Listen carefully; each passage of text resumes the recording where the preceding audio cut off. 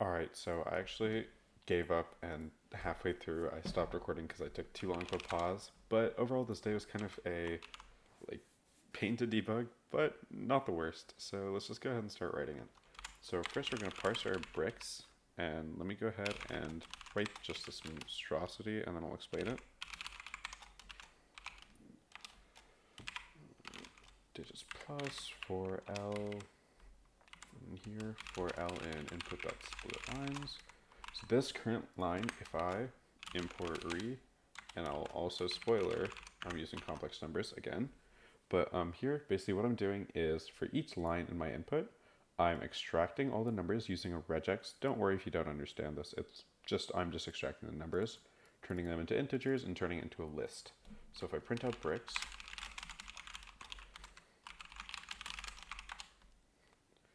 you can see that's not what I wanted. You can see if I run it on day 22, that we're basically reading the numbers from the input x as we expect to. And then now, if I go ahead and I will also add an index value to these, just to make my life a little bit easier. We will here add an index for I enumerate here. All right, cool.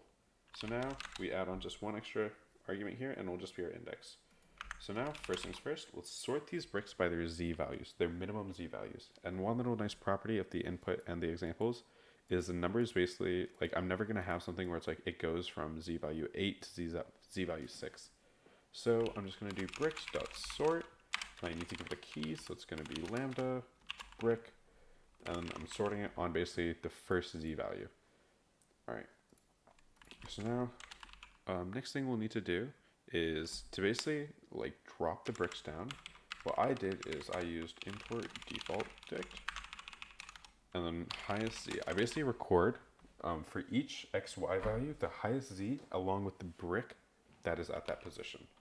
So default dict lambda, and then give me a tuple with just a placeholder of a value of 0 and an index of -1. So now we have this. In the interest of time, I'm not going to go too in depth about stuff like sort, using key, default dicts, like stuff like this. If you have any questions, leave a comment. I will answer it. I look at all of them. But yeah. So now with this, we'll do for b in bricks. We're going to iterate over bricks, and they're already sorted in ascending order. And what we'll do is we will extract all of our things. z2 in is equal to b. And then now we'll basically set a new z value. This is basically where we're dropping the brick to. So we'll do for x in range x1, x2 plus 1. Same thing for y. And then now from here, what we'll do is new z is equal to max. Basically set it to the higher value, whether it's the existing value or highest z at this x and y, and we'll get the z value at that point. So now we'll also save the height of the brick. So this is going to be equal to z2 minus z1 plus 1, because if these were the same, we still want the height to be 1.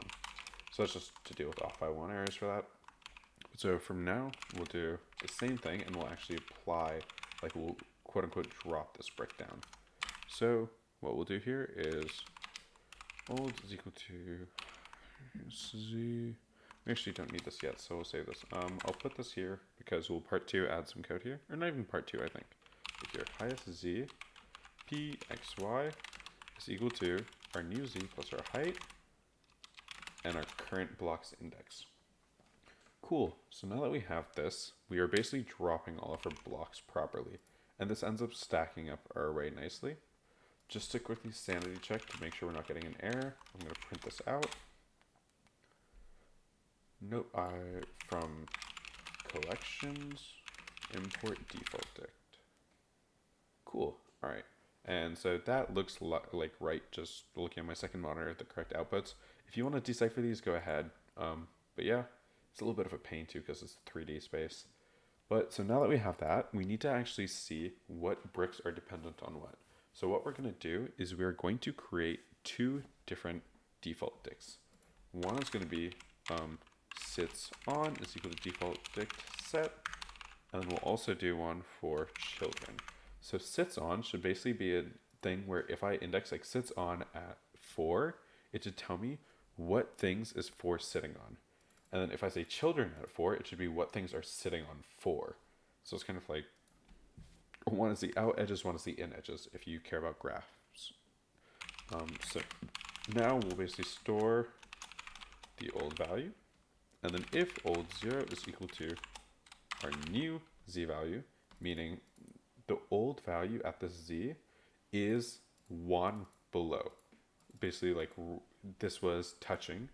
That means we are depending on it. Because, for example, if I have a situation like this, and I drop a brick like this, I only really care about these 2 points. So that's what I'm doing. If this is not recording, cool, thank God it is. All right. And so now we'll do sits on ind.add because it's a set old 1. So this is basically saying, hey, whatever my current index is sitting on, add one of those things, add basically the old block, whatever we're sitting on. And we'll also do children of old 1, I believe, dot add ind. So now basically we have like a little back and forth graph working. If I print out children, for example, we should be able to see, yeah, so we have -1 because that's a placeholder, but all the children of -1 are basically the blocks on the ground.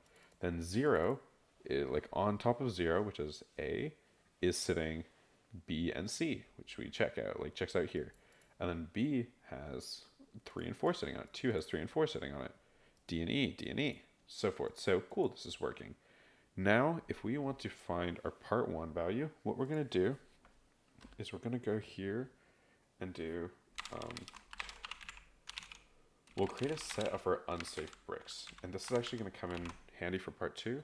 But so what we'll do is kvin sits on the items for each of these values.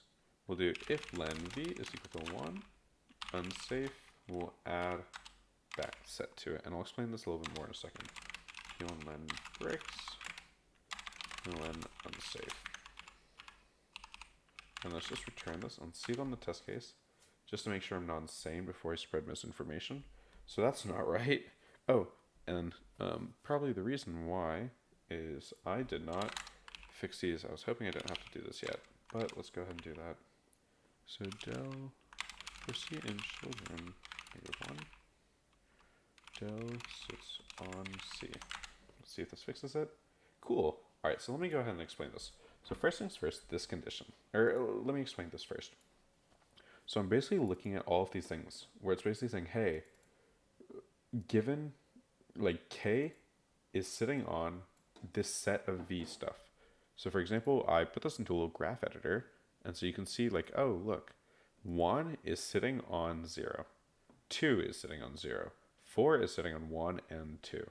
So what we're saying is if you are only sitting on one element, that means if I took that element away, you would fall, meaning that element is an unsafe element. If I take it away, things will fall. So V is a set, and so I'm just unioning it to this unsafe set. And finally, I'm returning this.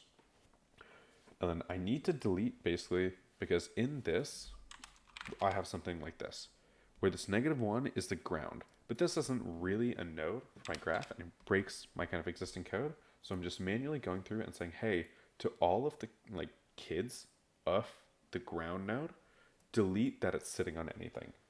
So that kind of handles that. And also we'll go ahead and actually delete children -1. So now we truly do have like a nice pure graph. We don't need to worry about that edge boundary condition. But so part 1 is done. If I go ahead and submit my code, cool, that's the right answer. Part 2, what time are we at? 9 minutes, cool, all right. So for part 2, it's actually not too much worse. We'll do P2 is equal to 0 for B in unsafe. We only have to check the unsafe nodes, and we'll just add how many get dependencies, and I'll write this function in a second here. And then we'll just return P2, and I believe that's all the code we essentially need, except for the function. So let's go ahead and write this function now. So def get dependencies, and it's going to take in children and some node. So if you look at this graph, when I say I'm going to remove 0 from this, 0, boom, we basically look at these children and we get rid of one input arrow to these children. Once these children have no input arrows, that means there's nothing supporting it. So then these children get deleted. So for example, 2, let me draw this out. Maybe this will make a little bit more sense. All right, the graph is just going to look like that. Who cares? All right.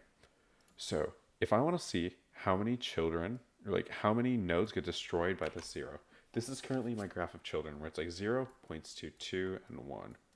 And then the little tool we're going to use for this is called in degree. In degree is basically just how many arrows are pointing into this. So here would be 2, here would be 2, here would be 2. Oh, no, sorry. Here would be 1, here would be 2, here would be 1, here would be 0. So when I go ahead and boom, delete this node from my graph, then these arrows go away with it also. So this gets dropped to 0. This gets dropped to 0. But look, oh no, now I have a node that's not supported by anything. So all this node, boom, gets deleted from the graph.